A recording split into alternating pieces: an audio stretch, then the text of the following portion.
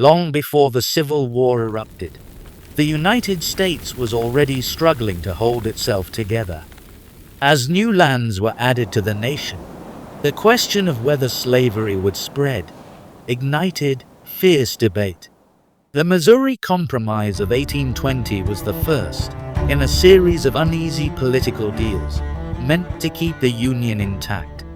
It offered a fragile peace, drawing a literal line across the map in an attempt to divide free and slave territories. Though it bought time, it also exposed just how deep the divide had become. The Missouri Compromise was a law passed by the U.S. Congress in 1820 and was aimed at easing growing tensions between free states and slave states. The legislation included three key provisions. First, Missouri was admitted to the Union as a slave state. Second, Maine was admitted as a free state. And thirdly, slavery was prohibited in the remainder of the Louisiana Territory north of the 36°30 latitude line, with the exception of Missouri.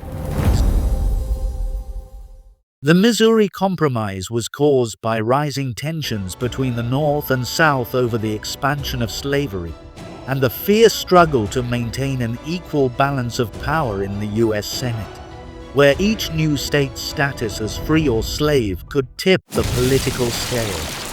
The crisis began in 1819, when Missouri applied for statehood as a slave state. At that time, there were 11 free states and 11 slave states, so admitting Missouri would give the South more power in the Senate. Many Northerners, who opposed the spread of slavery, feared that adding more slave states would allow the South to dominate national decisions and laws. This fear was intensified by the ongoing westward expansion of the United States. Each new state that entered the Union threatened to upset the balance of power. The Missouri Compromise was designed as a temporary fix to preserve peace and maintain political balance, but it also exposed just how deeply divided the nation had become. The Missouri Compromise would not last. It was partially repealed in 1854 with the passage of the Kansas-Nebraska Act, introduced by Senator Stephen Douglas. The act allowed settlers in the Kansas and Nebraska territories to decide for themselves whether to allow slavery, a concept known as popular sovereignty.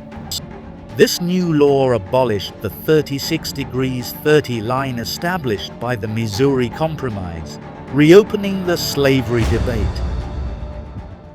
In 1857, the Dred Scott decision would strike a fatal blow to the Missouri Compromise. In this case, the Supreme Court not only ruled that enslaved people were property and not citizens, the court also declared that Congress had no authority to ban slavery in U.S. territories, effectively canceling the Missouri Compromise. This ruling meant that slavery could legally expand into any territory, even those where it had been banned for over 30 years. The decision weakened efforts to contain slavery and deepened the division between North and South. The Missouri Compromise was a crucial early attempt to manage the deepening divide between free and slave states in a rapidly expanding United States. While it temporarily maintained political balance and delayed conflict, it failed to resolve the fundamental issue of slavery's expansion. As these fragile compromises unraveled, the nation edged closer to a breaking point, setting the stage for war